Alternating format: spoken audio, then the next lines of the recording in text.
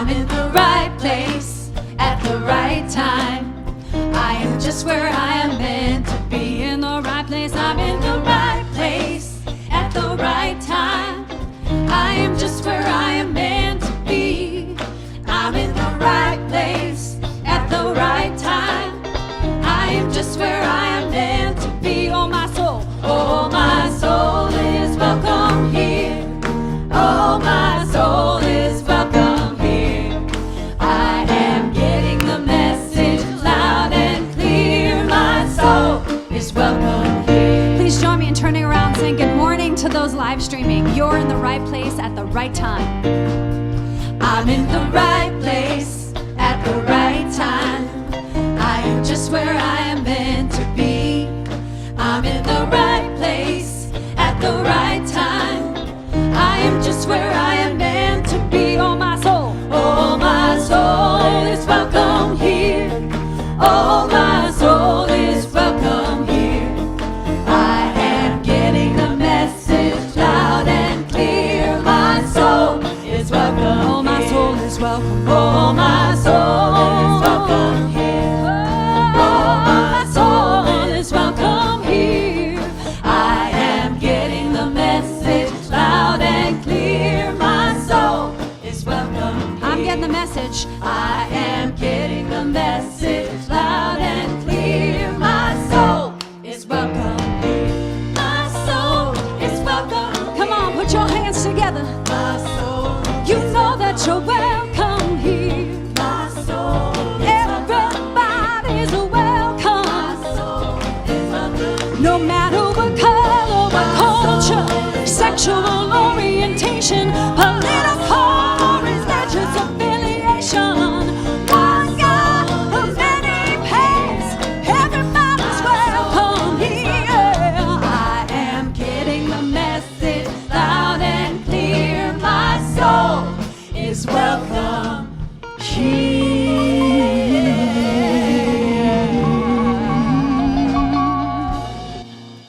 Welcome, welcome, welcome. Our souls are welcome here. And welcome. Thank you. Good to be back. Long time no see. Well, for most of us. Yeah. So I want to, before I welcome everybody, I just want to mention that I feel very soft and loving and compassionate today. We had 25 more people through the queue process yesterday. So, Very good. and it's, brings to mind that very soft, compassionate place in the heart. And so that's the energy that we want to greet you with this morning. And so we have had over 250 community members through the queue process, some more than once. And in that space of compassion, we greet you in the name of all that is good and all that is holy, in the warm and loving spirit of this mission-centric community Spiritual Life Center. And we know, especially if you're here for the first time, you are never here by divine accident. You are never. I'm very soft and squishy. You are not here by accident. You are here by divine appointment. Thank you for reminding me of the truth. So this morning we honor all people in places great and small, all those churches, mosques, temples, and simple stone circles, because we know that there is no place that Source is not. And our mission is to transform lives as we love, serve, and remember together. And so we know that the most sought after divine appointment today is a direct call from God, but not on your cell phone. So silence those, because we know he's going to leave you a callback number.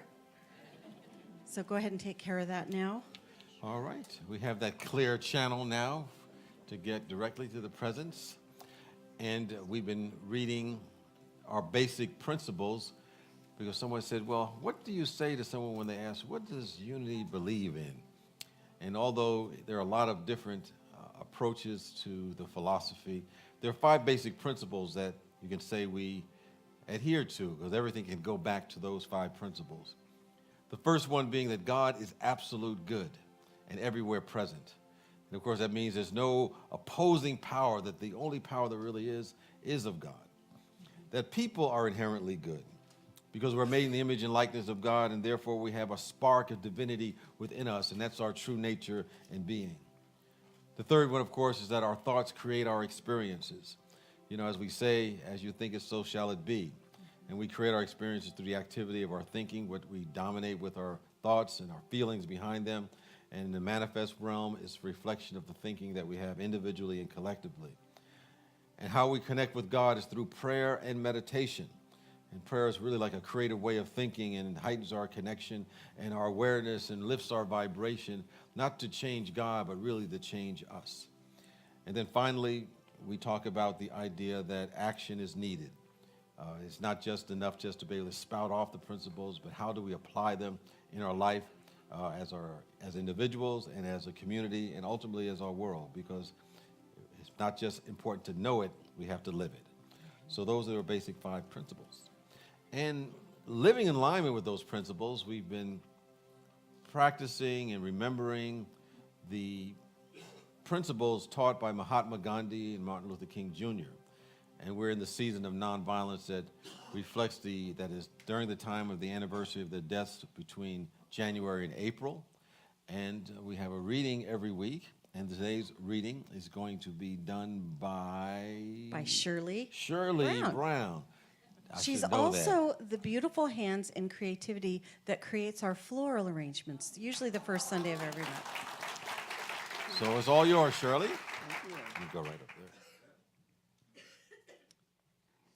February 24th. Today I speak my truth, honestly and from the heart. When I align my will with your will, God, I trust that the words I speak are pure expressions of unconditional love. It is said, you shall know the truth, and the truth shall make you free. Our divine connection sets us free to speak truth. Sets me free, excuse me. Our divine connection sets me free to speak my truth honestly and from the heart. When I listen to my heart, Spirit within reveals just the right words to say. I speak only words that serve the highest good for all. Speaking from my heart, the words are as warm and soothing as the sun's glorious rays of light. My heartfelt words of honesty act as a sacred temple, offering illumination in the darkness and sheltering the discouraged or disillusioned. I give thanks for the ability and courage to speak my truth, honestly and from the heart. So, how does this message touch me? In my younger years, I showed all the signs of being a people pleaser. I would not say my truth, but I would say what I thought you wanted to hear. Coming from a place of not feeling good enough, I would be whatever you wanted me to be. The thing about being a people pleaser is you don't please other people, you don't please yourself, and your relationships are superficial. In the early 80s, I happened upon Christ Unity Church in downtown Sacramento, the converted bowling alley. I absorbed the lessons given by Dorothy and Phil Pearson. I remember on my very first visit, I sat in the back row, and I heard Dorothy Pearson say, "If you're here for the first time, you're not here by accident. You're here by divine appointment." With those words and with the warmth I felt in that community, I knew I found my spiritual home. I heard that I was a child of God, and for the first time in a church, I felt good about myself. I started studying unity and using affirmations and prayer. I started being ever vigilant over my thoughts. When I couldn't get downtown, I watched The Best Is Yet to Be on TV. Unity profoundly changed the direction of my life. So, do these words touch me? Yes. I affirm Today I speak my truth, honestly and from the heart. Thank you, God. God bless. Thank you, Shirley. Thank you. More of that soft, squishy inside feeling. Lovely. Thank you, Shirley.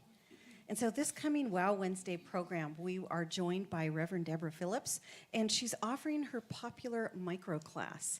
And she's going to offer Living in the Circle of Prayer. And you will be able to create your own circle of prayer. So bring your crayons and your colored pencils, and be prepared to have a fun time and a prayerful time. So it's soup at 6 and the program's at 7. And then on Saturday, March 23rd, we have just a wonderful opportunity. I look at his photo, and Krishna Guadalupe is a rare gem. He is a deep thinker, he is a deep-hearted soul, and he's a beautiful healer. And so he was born into a line of curanderismo, which is the Puerto Rican line of healing shamanism. And so he brings that wisdom. He also brings a lifetime of study in social work, and he is a professor, a beloved professor. I'm having trouble today. He's a beloved professor of social work at Sac State. So join him and us on the 23rd. I've been to his sweat lodges and all kinds of other ritual programs that he's put on, and he's definitely a healing presence. So join us for that opportunity. And another opportunity we have is that I'm going to do a class entitled Truth Principles for Modern Living that's going to incorporate kind of contemporary tools that will support one of the basic books of unity, Lessons in Truth. So I want to bring a little bit of science, a little bit of the modern teachers, whether it's Joe Dispenza, Greg Braden, and others, to supplement some of the old ideas that are still timeless in our life. The dates are going to start April 4th, 11th, and the 18th. But there's more information in your bulletin, so we look forward to you being part of that. And you know, I hear it on very good authority that when he offers a class, people really have a good time. So I think his cue card quality of sassy comes out. And then also you want to be following him. He probably will have an Instagram page any day just about his socks. Okay. So he's I got a few. I got to get some more. yeah. Yes. He's living all out. Yes. Yeah. We're going wonderful. all out here. And so speaking of living all out, our church whisperer, Rev. Dr. Gary Simmons, is with us on Friday, April 5th. And he is coming for an evening of just a check-in on where we are in our mission-centric shifting. And I said that really well. Mission-centric shifting. And so Excellent. it's going to be a great time to update where we are, where we're going, and just have a wonderful time to bring your questions and have your answers questioned. I know he's so good at that. Yes, he is. So be with us for that. Have your answers questioned. And I meant that. Yes. Yes. Got to question those answers. That's what you think you know. Just a reminder, if you had this inkling, this calling, this urge to possibly consider being on our board of trustees, you have an opportunity today to be part of an informational session between 1 and 3, and we're going to be gathering to ask or answer the question, so you want to be a board member. So you can find out what's entailed with that, the application process, what's required of that, and we'll be accepting applications for potential board members between March 3rd and the 31st. So if you want more information to get the details of what's involved in being a board member, I'll be part of that experience this afternoon at 1 o'clock. And the board applications are also available online, so don't miss those. And right now we want to introduce you to some very important people, our board of trustees, our ambassadors, and our prayer chaplains. The ambassadors wear that rainbow ribbon, and they are just such a warm welcome here. They can guide you and steer you if you have questions about how to connect here. And our chaplains wear those white stoles, and that is a sign that they are really here to hold all of us in confidential prayer, whether we are celebrating or we are facing a challenge in life. So see them for prayer in the back of the sanctuary or across the breezeway. And those board members wear a purple rainbow, well, George has a rainbow, Deborah has a purple, Barbara has Pat has a purple. So anyway, purple ribbons. They have ribbons on, and Monty has purple. So, and aside from George's rainbow, he's a beautiful rainbow. Anyway, those board members are certainly here to answer your questions about the recruitment. They're also here to take feedback and offer you information about our operational details here at Spiritual Life Center. Thank you, board. Thank you for your service. And if you're here for the very first time, in a moment, we're going to ask you to raise your hand so we can give you a gift and also let you know, in the meantime, the opportunities that are available for you to connect with Spiritual Life Center. And we'll give you a card that you can fill out and turn in at the end of the service during the offertory or with at the welcome table that is in the courtyard. So if anyone is here for the first time, I invite you to raise your hand. And we're going to, any first timers here, just keep your hand up nice and high. Thank you very much. And we're giving you a gift, which is a chalet. And on the chalet, there is a tag. And the tag is a reminder of our true nature and being that says, we believe that we are spiritual beings having a human experience. And there are many paths to the one God. And we thank you for sharing your pathway with us today, your consciousness, your energy, your love. And we appreciate your presence here today. And with that, we'd like to have everyone to greet any newcomers that are near them, as well as each other, and just say, you look marvelous, you are marvelous, glad you are here.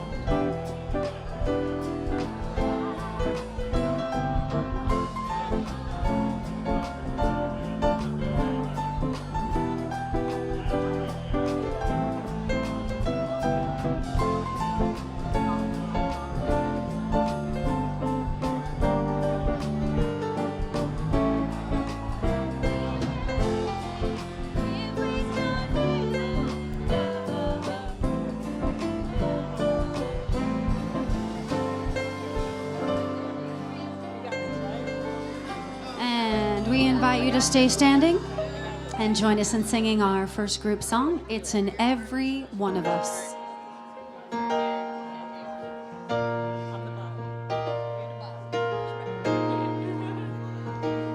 Please join us in singing. It's in every one of us to be wise.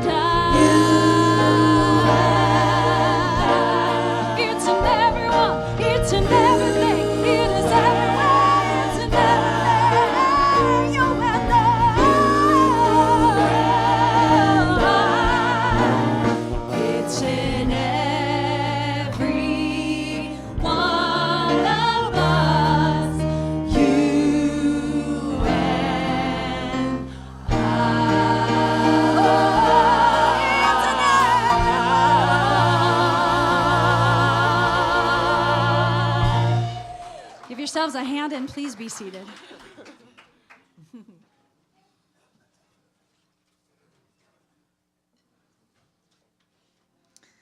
That felt good. It did feel good. I had to get that in there.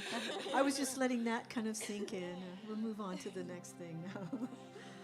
Yes. So as part of our work with Dr. Gary Simmons, in our Q process, we, as a community, as well as individuals, but as a community, many of us got together and determined some of the triggers that we have as a community. And we are going to speak those now together. Please have compassion for us when we are being not enough, distrusting, grieving, blaming, powerless, and fearful, because this is who we've come here to be, inspired, in integrity, joy-filled, compassionate, unstoppable, generous, and transformational. Now let's embody all of those beautiful qualities of shadow and light into our vision statement. Spiritual Life Center is a loving, vibrant family that welcomes home all people and accepts everyone, no exceptions. Weaving ancient spiritual traditions with emerging wisdom, we cultivate a spiritual deepening with the divine, each other, and our planet. And now, in preparation for meditation, we will sing this beautiful chant by Kathy Zavada, I am as God created me. We're going to sing it in a round at one point, so whatever part you find, just grab onto that one and sing along. I invite you to take a nice deep breath and settle into your chair. You are as God created you to be, in the light, in the love, and in all the glory.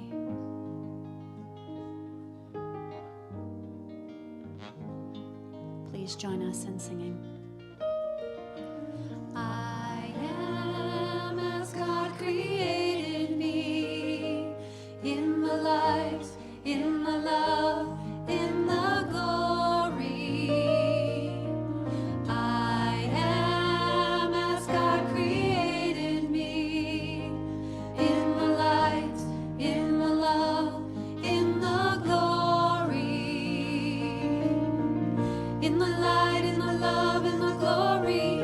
In the light, in the love, in the glory.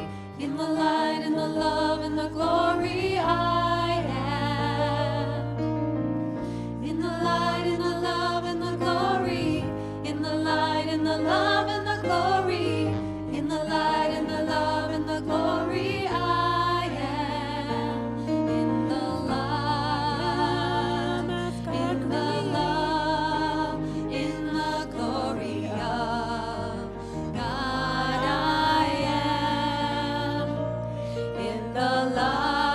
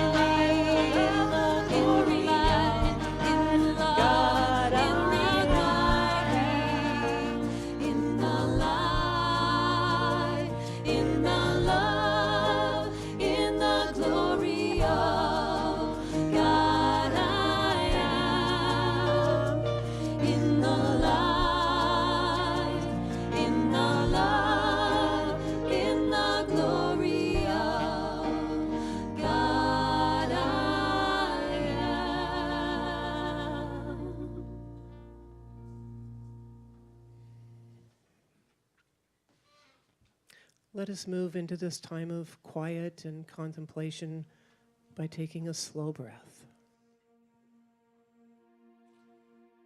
Calm your mind. Calm your body.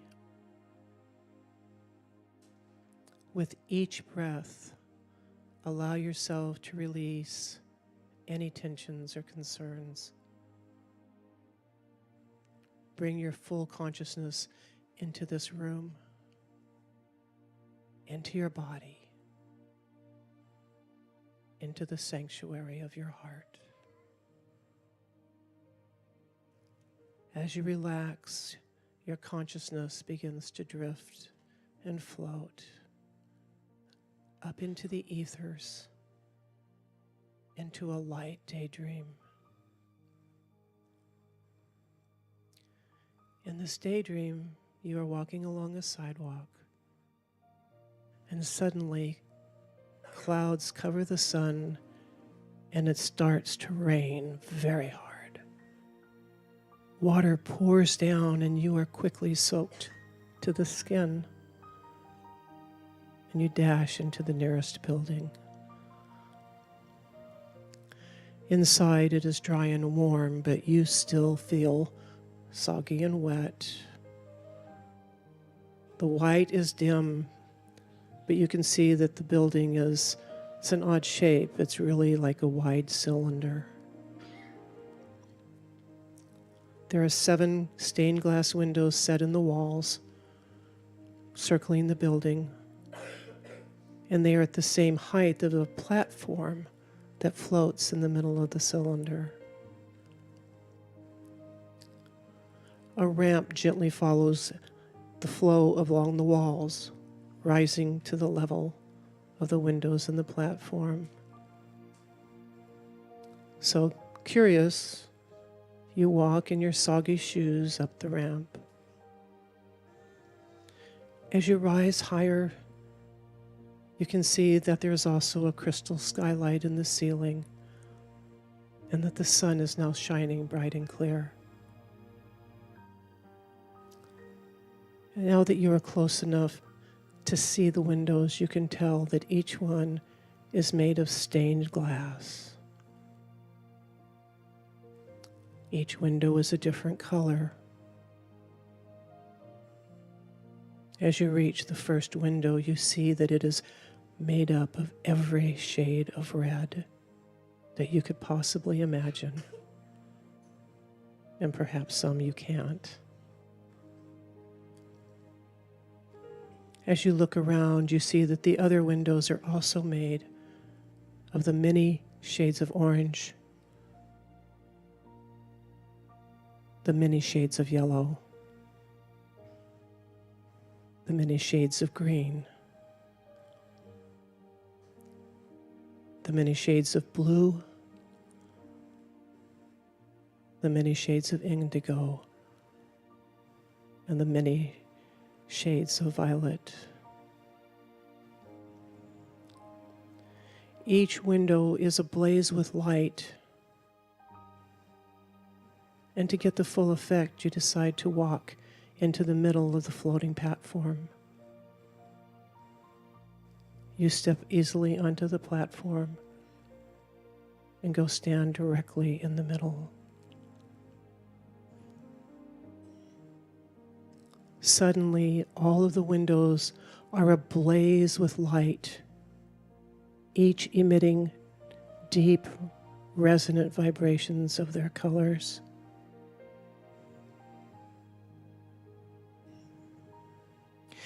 The colors converge right into your heart center. Pure beams of red, orange, yellow, green, blue, indigo, violet, stream into you until you are warm and dry. The colors continue to flow into your center until they blend into the purest of white light that fills every cell, floods your nervous system, clears your mind,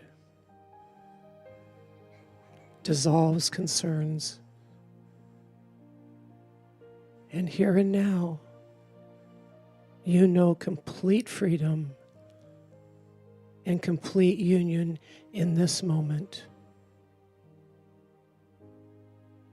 And you bask in it, in the silence.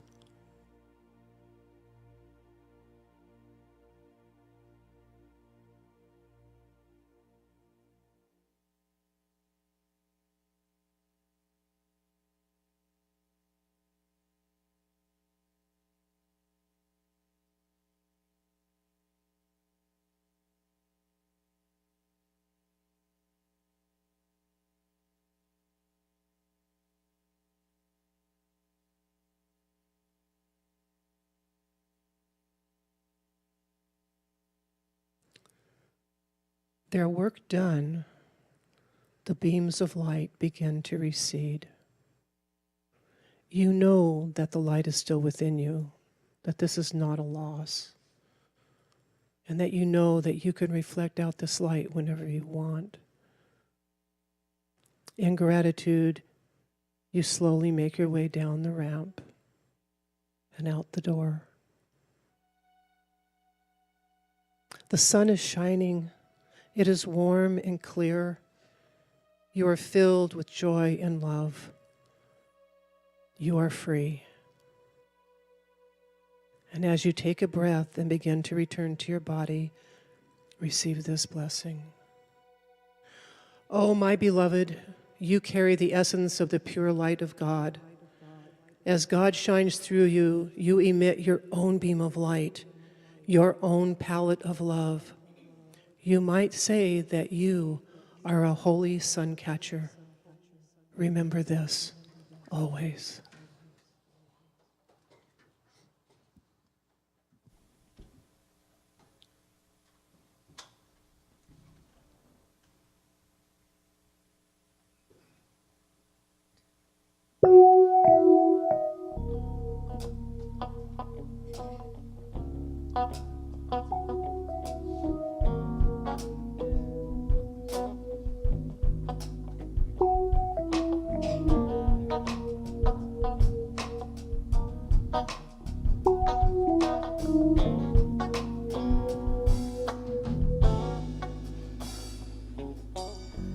I've searched the whole world over, looking out for the peace I hungered, wondering if I'd ever find my way. Destination out of sight, I lost my will to fight, so I just surrendered and prayed. Heaviness hung over me, raining its poison arrows, till I learned to turn within and let the fear go. Sun catcher, shine your light on me.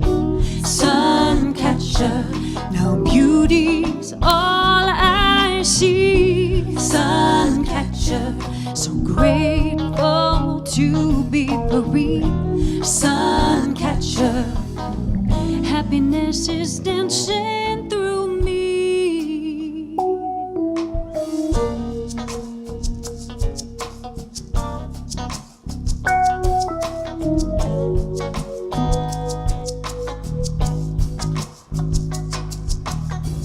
Reverently I light this candle, symbolize my love eternal. Now I know my life is a prayer. Close my eyes, draw in each breath, and every moment find the stillness, beautiful even in my darkest days. Happiness rains down on me, I'm sheltered always with comfort. Illuminate me in your radiance, no more sorrow. Sun catcher, shine your light on sun catcher. Now beauty's all I see. Sun catcher, so grateful to be free. Sun catcher, happiness is dancing through me.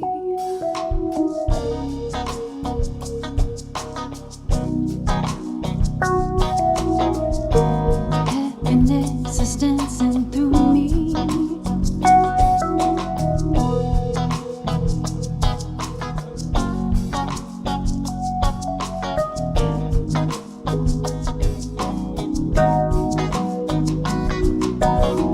Happiness rains down on me. I'm sheltered always with comfort. Illuminate me in your radiance. No more sun catcher. Shine your light on me. Sun catcher. Now beauty's all I see. Sun catcher. So grateful to be free. Sun catcher. Happiness is dancing through me. Sun catcher. Shine your love. Shine your love. Shine on me. Oh, beauty's all I see. Sun catcher. So grateful to be free. Sun catcher. Happiness is dancing through me.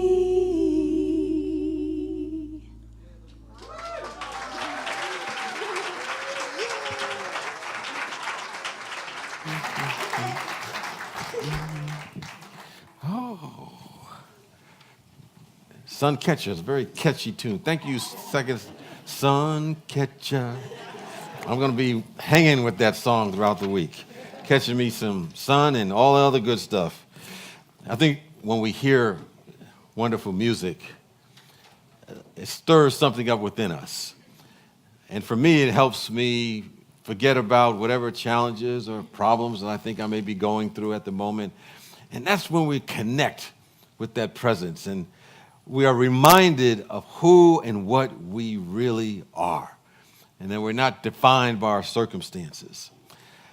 And I also had an opportunity to be reminded of who and what we really are as a result of having a wonderful trip to Cuba last week. And some of the people were here at the earlier service. Some were here.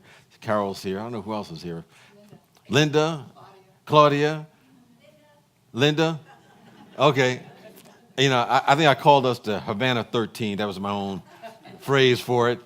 And it reminded me, as I was amongst the people, not only our group, but also those from the country of Cuba, that indeed we are God's handiwork.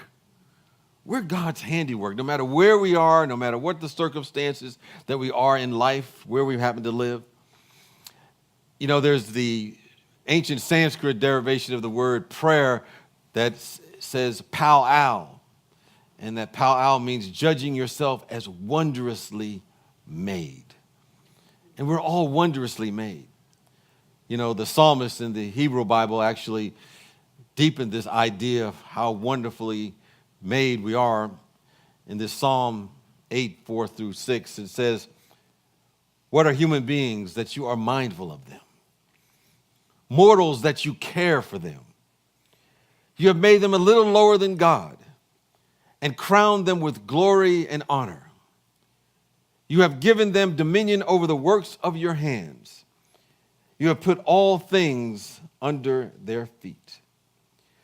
And I think when we embrace that as our identity, then we are able to go beyond the seeming circumstances that we face in our day-to-day life experiences. And so we're talking today about beyond circumstances. And when we were in Cuba, we had a few circumstances that we had to rise above. You know, for us who are used to first world problems, you get up in the morning and, we're used to the water working perfectly, perfect water pressure. But, we're in a hotel. It was an okay hotel. It got the job done. But sometimes you would turn the water on and the water pressure would be so low No shower for you today. Or if it would come out, it might be cold. But we didn't let that get in the way of a great trip. Because I think for me, and this is only on my perception and perception of my experiences, I think great things emerged, lessons were learned along the way. I think in our own lives, regardless of the circumstances that we face and we have to grow through, there's always something great seeking to emerge on the other side of it. Every spiritual tradition, every spiritual teaching talks about living beyond circumstances, living beyond the changing conditions that we have in the outside world, and teaching us to lift ourselves in awareness to see the goodness of God that is everywhere and be able to see things from a higher point of view. There's so much I can cover. I can't really cover everything. I just pick a few things here and there, cherry pick a few things, and I'm probably forgetting a number of things. And as I look at the pictures, I think I'll be reminded of some of the things that took place. But we went to visit one person in her home who taught unity. As far as I know, she's the only person on the whole island that teaches unity, is my understanding. And she was living with her ailing mother, taking care of her mother. Her daughter was living there with her, who happened to be a heart doctor, or what do you call her? Cardiologist, yes. And her granddaughter was there also, I think, attending high school, getting ready to take exams to go to college. And they had 4 generations of people living in one, I think generously, maybe 900 to maybe 1,000 square feet of space. And despite that may be a challenge maybe for some of us, I didn't hear any complaint from them at all. And I think perhaps as a teacher of unity, the woman's home that we went to realized, as we should realize, that we always live from within out. Things may happen to us. The external conditions may not be exactly like we want them to do. Things may seemingly happen around us, but the most important thing is what is happening within us. I think to access this something within us, we have to turn to, I believe, the most important tool that we always have, which is prayer and meditation. I believe it's still the fastest way and the most powerful technology to a qualitative change of our soul, our way of being in life. Unless there's a transformation on that soul level, there's no qualitative change in the so-called outer world. I was speaking to a friend the other day who was going through quite a bit, and we really ended up realizing that you have to start your foundation with really going into that silence, going into that prayer before you start your day, setting an intention with your thoughts before your day starts, and to really listen to that inner voice and to listen to some great music, because it helps you forget about what you're going through at the moment. It sets you off in the right way until you step out into that lower vibration in the world. And then every once in a while, you got to go back. Okay, let me go back and get recentered again. We can do a lot of things that can seemingly change the outside, but unless we change within, then we're not going to be lifted up to that higher level. And we can experience that greater life beyond circumstances, despite the facts that we may be facing at any time. In Cuba, freedom of religion is not as open as it is in the United States. There are some religions that are recognized there. But a lot of people practice what they call Santeria in Cuba. And it's really a combination of the African Yoruba religion and Catholicism. And it reminded me, as I was looking at some things in history about when Africans were moved from Africa to Brazil during the slave trade. And as they were crossing the waters, a third of them would die on the way to the trip. A third of them would die when they arrived, and the others survived. And when they arrived, they were split up, and their families were separated from each other, mothers and fathers and children, in order for them to develop their own power there. But they did have their own religion that they brought with them. And their religion was based upon the different aspects of God. It might be a God of water, a God of the earth, a God of the sun. They all still believed in the one God, but they had different aspects of it. And so they rearranged their groups based upon what God that they affiliated with. But of course, when they were there, they could not in Brazil worship as they used to. And they were forced to worship the Christian religion that was practiced at the time. And so they would go to these different churches that they worshiped at, and they would have these shrines of Joseph and Mary and Jesus, and they put them up on the worship altar. And of course, they would have to bow down and worship these things. And so there's a point within the ceremony, there was a group that would come, and they would be worshiping with such devotion. But what they didn't realize is that what they had done, they had taken some pots, and they put the symbols of their own religion in those pots, and they buried them under the ground right where the altars of the others were. And so when they would be down on the ground worshiping the seeming symbols of the Christian religion, what they were really doing was worshiping their own. But everybody around them were saying, oh, these people, they have such devotion, and they're so much powerfully into their own religion. I say all of that. They did not let the circumstances determine how they were going to show up in the world. It didn't stop them. We're talking about going beyond circumstances. I think how we relate to a circumstance really determines what it is for us, because there's more in us all the time. You know, sometimes when we have struggles and problems and challenges, and when our back's against the wall, it's really a life message to us that's telling us there is more in us waiting to come out. There are hidden talents and capabilities and potential. Circumstances are telling us there's more in us now. And sometimes we want to say and pray for the problems to go away. But the God presence is telling us in so many words, we have to grow through them. As somebody said, God loves us so much, God never leaves us alone. Gives us an opportunity to continuously grow. But in Cuba, they have, if you ever saw any of the pictures there, they have all of these cars from the 1950s, maybe some from the 1940s. And I always used to wonder, now, how in the world they keep those cars running all this time? Because it's not like you can get on the phone and call General Motors and say, we need a new part, for this car. And I realized somebody told me that, well, what they do when they kind of wear out, they reconfigure the internal part of the car. So it's not exactly as it used to be. But you can see some of the cars in the 1950s, and some of them look brand spanking new. And you could see some of the individuals, they're washing their cars, they're waxing their cars, and they're using the cars as taxis to get people around. And there are a few of the cars were like just putting along, just barely getting along. And I happened to see one car that just like broke down in the middle of the street, right near the hotel. I was walking outside when we had some free time. And it's not like you can call up AAA, come on down and, pick this car up and take it to the shop. Your car breaks down, you become the mechanic. You fix it right then and there. And this guy was getting out, fixing the car, and it wasn't sounding like it was ever going to be fixed. Because I was looking at it, and I said, this is not going to work, And he's probably looking at me, thinking the same thing at the moment. And I went and came back. I don't know what he was doing. He didn't have any tools. I don't know how in the world he was working on the car. But he was blowing into something and put it back in the engine, started that bad boy up, and he looked at me like, oh, you thought I wasn't going to be able to start this bad boy, huh? Think again. He didn't let the circumstance stop him at all.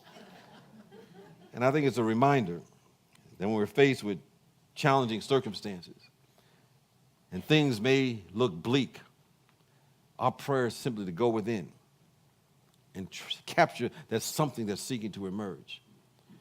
And if we pray for that kind of insight, we'll discover that we're bigger than the circumstance, and there's more in us waiting to be revealed. Sometimes we look at the outer world and we will judge unrighteously because we think that's not more waiting to be revealed. We look at another person sometimes and we think that, based upon what we're seeing, our own experience, that they're not capable of doing certain things. There was one place that we went to, I can't remember the name of the town. I don't know if it was Montanzas. Well, somebody will yell it out if they remember. But we went to the place where they had a lot of artwork. and they had a restaurant right next to it. And the gentleman was sharing about what he was doing with the people in the community, because he had some of the folks that were there were students who were emotionally and physically challenged along the way. And probably a lot of the community had given up on them. But he turned them on to art, a way for them to express themselves. And their undiscovered talents and capabilities really came out in a big way. And maybe people would have judged them in a way that would say that, well, they're not capable of that. But he judged them righteously. He saw the truth about them. And he was taking us on a little short tour in that particular area of town where it was kind of like I would say open market was, but also where his restaurant and his art shop was. And he had one little kid that I think was with him at the time, and he said, he showed us this mural that was on the wall. And he said he was the one who really helped build that and create that. And so everybody that went by there were blessed by him, an individual kid who maybe went beyond the circumstances of his life because somebody saw something within him that was not necessarily seen by others. And I think the lesson for that is sometimes in our own life we misjudge ourselves when we're faced with challenges and circumstances. And we may be praying that, God is our everything. And yes, we're saying all our needs are met. And then we sometimes look out and we see that certain things are not going the way that we think they should go. And maybe people are not treating us the way that we think we should be treated, whatever the case may be. But how often we do that, we are limiting the blessing. We're limiting the realization of what is seeking to be expressed through us because we're judging by only appearance. I think to go beyond circumstances, we don't want to wallow in complaints. And I think while I was there, and even though I don't speak a whole lot of Spanish, I don't think I heard a lot of people complaining about the circumstances in life. I think if we were, Americans, they complain about everything. Somebody told me that they complain because somebody, put the wrong cream in their coffee at Starbucks. When you think about that in the realm of everything, what is there to complain about? We really got it good compared to other places in the world. But when we realize that even our complaints contain a seed of transformation. A complaint tells us what we believe. And if we boil it down to what we believe, then we can transform that into an affirmation. And not saying, God, give me this, or God, change these people. But God, open my eyes that I may see the reality, and an insight will flow through our awareness, and we'll see ourselves and others as God sees us. We had a couple of people that were on the trip that were, most of them were Spiritual Life Center folks, but there was a couple that I believe worked with Claudia in their real estate office. And I don't know what they were thinking about us in the beginning. Who are these religious people from Spiritual Life Center? But he said something very interesting, I think, at the end of the trip when we were on the bus. I think we were heading to the airport at the time. He said this was an easy trip to be with these Spiritual Life Center folks because he said they just seemed to be good-hearted people. He said there was nobody who was complaining despite, some of the challenges that we've had along the way. There was nobody who was, kind of acting unseemly. We were able to go with the flow by and large. Because I imagine he's been on, I don't know if you've ever been on a trip, and there's always that one or two persons that they just bring the whole energy down. Everything is wrong. Everything is not right. But he said he didn't have that experience with us. And he said it made everything better because we had folks on there that had that consciousness, that attitude. But I think when we talk about beyond circumstances, Spirit is saying, we grow through the challenges that we face. And now it doesn't mean that we don't have discomfort when we're facing challenges in life and we're seeking to work through them. But I think we need to know something about that. Jesus had a wonderful statement, and he started out with saying, lo. I think when he said lo, that means give me your attention. Lo. I really thought he just said, yo, check this out. I got something to tell you. He said, yo, I'll be with you even until the end of the world. And we asked, what does that really mean? the world is not going anywhere. You know, we can do all this stuff to the earth. You know, we can pollute and do all that stuff. And I always say the earth is just going to belch and we'll be gone. But it'll still be here. The world's not going to end like that. So we need to do our part to make sure that doesn't happen. So he wasn't talking about the end of the world like that. Because we know that civilizations, they rise and they fall. I believe he was talking about that moment in our awareness, in our consciousness, when the God thoughts become the majority in our consciousness. And the world that we knew up until that point begins to end. Something new is coming into our life. And sometimes when our external world, which outpictures our mental patterns, begins to change, we go through some discomfort at times, and little accidents happen, and we may say, well, how bad things happen to good people, and so things like that, because I think the outer world doesn't always catch up to the inner change that is taking place. And so we may stumble over ourselves a little bit. I said, if you want to really change your life a little bit, I said in the earlier service, practice this unity prayer of divine pattern. But I say it with a caution, because when you start embodying this particular prayer, things will begin to change in ways that you may not have imagined. But here's the prayer. It says, I now release all people, places, and circumstances which are not part of the divine pattern of my life. And all people, places, and circumstances which are not part of the divine pattern of my life, release me. I now attract all people, places, and circumstances which are part of the divine pattern of my life.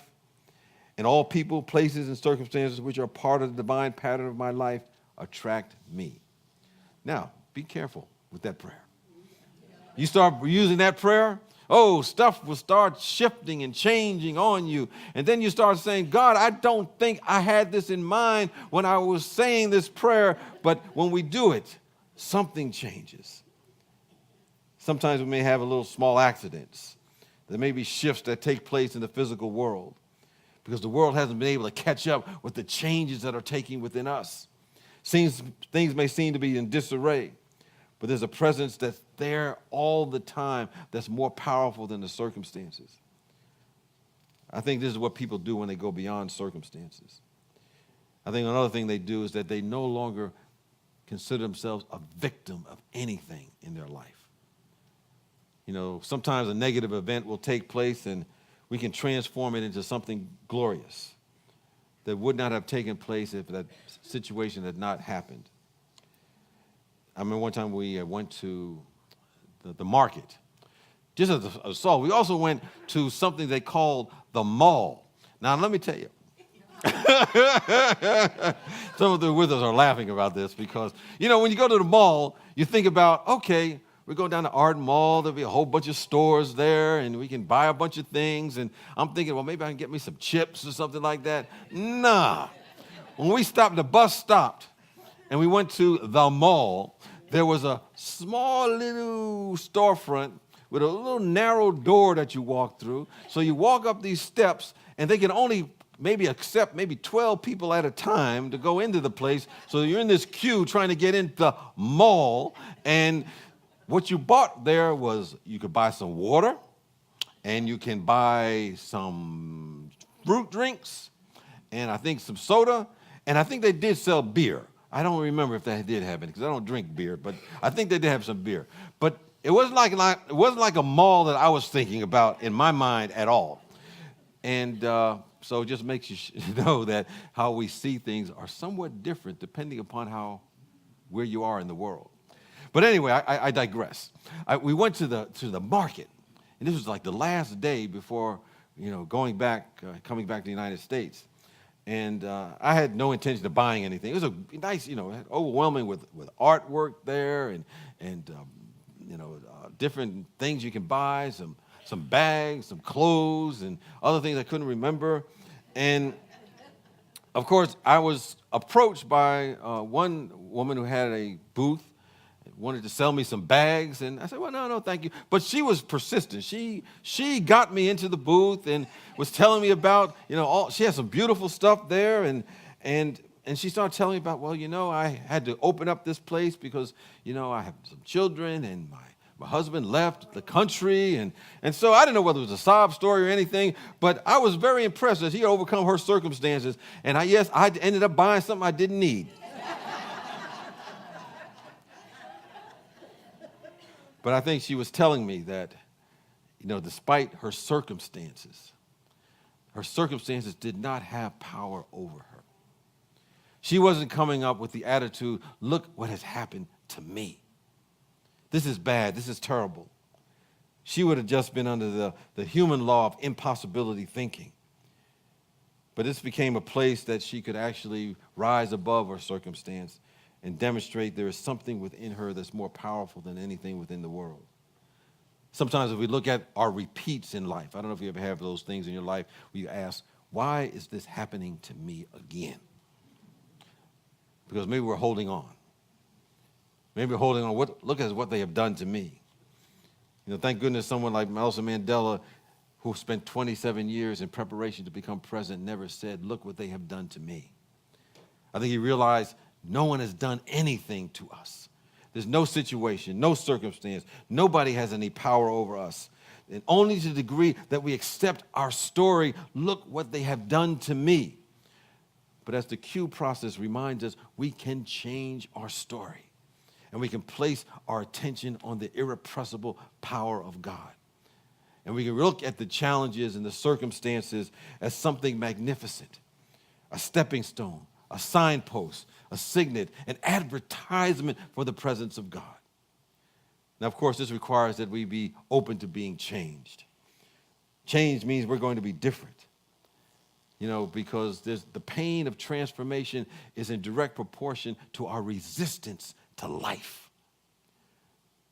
There was a gentleman who had was being taught by a spiritual guide, and he really got a lot out of it. It changed his life tremendously. So he wanted to pay homage to him and to the place that he had learned so much. So he decided that he was going to create a sculpture in honor of his teacher. And so he got a huge rock, and he cut the rock in half because it was too big for him to do one sculpture. So he just took half of the rock, and he started sculpting the rock.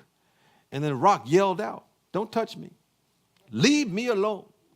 And so the sculptor, being a nature lover, and left that rock, and he went on to the other half of the rock, and he sculpted this magnificent piece of art. And it was so beautiful that people would come from miles around to christen it, and they would come with incense and oils, and they would have to stand on the first rock in order to reach it. And after a while of this happening all day long, the first rock said to the sculpted rock, what's up? People coming by here all day, and they're stepping on my back to get to you. And the sculpted rock, said to him, you wouldn't let the sculptor change you. You would not let the sculptor transform you. So you have simply become a stepping stone, while I have become a place where beauty shines forth. We have to be willing to be changed. Being changed means that we have to be different. We cannot be the same person. There's so many people who want to go out and change the world while they remain the same. Impossible. Some people want to change their relationships while they remain the same. Impossible. Some people want to change the society while they remain the same. Impossible. We must be transformed by the renewing of our mind, realizing our thoughts and how we see life is a preview to our life experiences. We may be going through something. We may call it bad. We may put a label on it. Maybe we made up a story about it. But we end up reaping what we believe. We're here to pull ourselves out of that belief system and place ourselves and our energy on what we can create. I think it all comes down to how we view life and our interpretation of it. In the book of Genesis, it says we have the ability to name things, and however we name it, that's what it becomes for us. Well, we had a wonderful guide, Ashmel, I think it was his name, Ashmel. Spoke great English. And he had a few phrases that he would use while he was there. And one of them was, as we would be telling a story, he would say, "It is not a hidden story. And of course, what I realized what he was saying, this is pretty obvious to everybody, but he had a different way of saying it. It's not a hidden story. He used to describe us, the Havana 13, as I called us. He said, family, when we started everybody starts, you know how Unity folks, they kind of go different directions and not easily, led. And so he was gather the family up together, and he'd say, get back into the rhythm. Let's get back into the rhythm. So he had a lot of great phrases. So I'm going to use one of his phrases. It's not a hidden story. After Cuba went through its revolution in 1959, up until that time, after that time, they were supported by the Soviet Union. They gave them a lot of financial, economic support, and they were doing pretty well. And then in 1991, the Soviet Union collapsed, for those who know a little bit about the history. And so all of that support was pulled from under them. It's like the rug was pulled from under them. And of course, on top of that, the United States had an embargo. And I always say that the only people who were hurt by the embargo were the average person. It didn't hurt the government officials at all, but that's a whole other story. But they said that during that time, after the Soviet Union left, that the basic necessities that people had, the food, became very scarce for a considerable period of time. And they had done a lot of studies to show that, a lot of people had lost weight during those lean years. But it reminded me that, as I saw the people there, how resilient they are, how open-hearted they are, how incredible their music is, how incredible their art is. If I had stayed there was one place called the Fox and, what's it called? Fox and Crow. See, I'm glad I have somebody to remind me. Yeah, and I go there, it had some great music, jazz music, every night, and it was just wonderful. But it uplifted, I think, everyone's spirit who was there. But as I look at that historical time and what they've come to offer our world as a reminder that, yes, we may in our own life face circumstances, but we can rise above them and see ourselves as limitless beings who do not define themselves by their circumstance, do not define themselves by their situation, do not define themselves by their past, do not define themselves by any history at all, but rather we define ourselves by our inner attitude. And I think with a heightened awareness of this truth, that we realize there's something within us that's far more powerful than anything within the world. And I think that's one of besides, there's so many other things I could share maybe the next few weeks, but that's what I took away from. There's an indomitable spirit that we all have, and it was represented by the people who were there when we visited them while we were in Cuba. And then some of us, became poets as a result, even at the end. And I shared Joella Aragon, who was at the earlier service, but I think we were heading back to either the airport or to Sacramento, she wrote a little poem to kind of remind us, a little snippet of what our experience was there that's kind of summed it up. She said, it's not a hidden secret. Cuba opens the heart. Adventures of the spirit filled with music and art. And that's what I think we're many left with, that consciousness. And at least I was different, felt better about the human possibilities. And that's a little bit about our trip and also about how we can overcome any circumstance if we touch that power that is within us. Peace and blessings to you.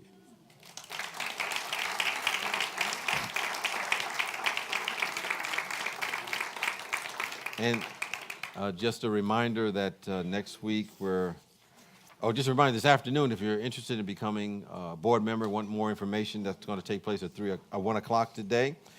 And next Sunday, we're going to talk about the inward game, how prayer is our greatest technology to make a difference in our life. So with that, let us prepare to give our tithes, our love offerings. And if we're already given, know that we're in a flow of something magnificent, of giving and receiving, knowing that whatever we give out does indeed come back to us in some way, shape, or form. Supports this community for those who are on their way and those who are here who are seeking to transform their lives. And then we're here to make a difference in the outer community as well. So I simply invite you to symbolically raise your gifts to the heavens, or just realize you are in this flow of giving and receiving, as we together say our offertory blessing and know that this is the truth that is unchanging. So let's say that blessing together. Divine love, as me, blesses and multiplies all that I am, all that I have, and all that I circulate. Thank you, God.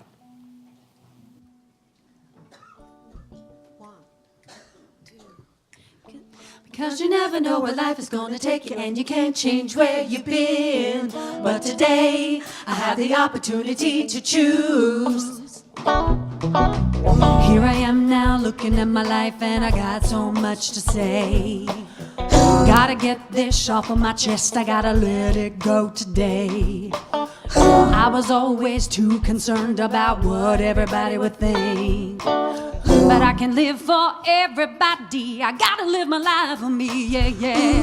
I've reached a fork in the road of my life, where there ain't nothing gonna happen unless I decide and I choose to be the best that I can be. I choose to be authentic in everything I do. My past don't dictate who I am. I choose. I done been through some painful things, I thought that I would never make it through. Filled up with shame from the top of my head to the soles of my shoes. I put myself in so many chaotic circumstances. By the grace of God, I've been given so many second chances. But today I've decided to let it all go. I'm dropping these bags, I'm making room for my joy, and I choose to be the best that I can be. I choose to be authentic in everything I do. My past don't dictate who I am. I choose. Because you never know what life is gonna take you, and you can't change where you've been. But today, I have the opportunity to choose. Hey, release the guilt about what things happen the way they did, cause life is gonna do what it do. And every day, I have the opportunity to choose. From this day forward, I'm gonna be exactly who I am. I don't need to change the way that I live just to get along.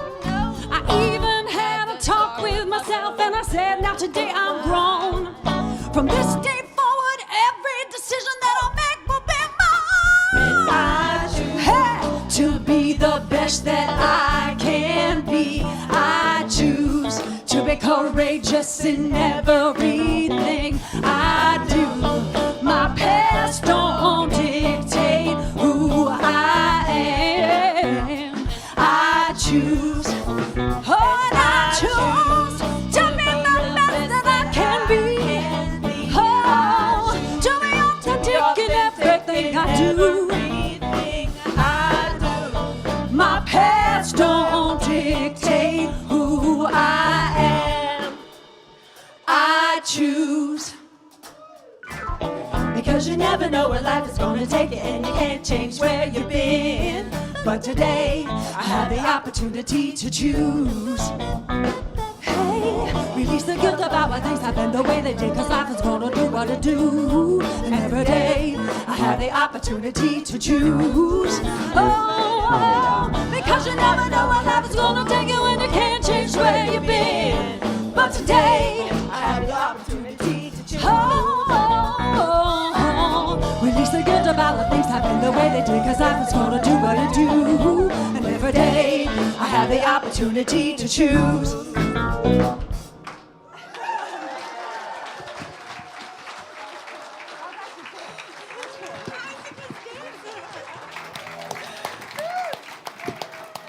I choose. And we had a little one up here just like, getting into the groove here. How old is 2. Okay, 2 years old. Always into the flow. I think we got another addition to our music team coming very, very soon. Well, we bless the tithes and offerings, knowing they get blessed the givers and the receivers, to really create an environment to attract those who are looking to transform their lives and make a difference in our world. Thank you, God. And so it is, and so we let it be. And just a reminder for those who are going to come to the information session for the board, there will be snacks available. So you don't have to go anywhere. Just hang out, and they'll be more than happy to feed you. So with that, and yes, Martha's right over there, and she'll feed you. And with that, let us join together and sing our peace song. Let there be peace on earth, and let it begin with me. Let there be peace on earth, the peace that was meant to be. With God as creator, family all are we. Let us walk with each other in perfect harmony. Let peace begin with me. Let this be the moment now. With every step I take, let this be my joyous vow. To take each moment and live each moment in peace eternally. Let there be peace on earth, and let it begin with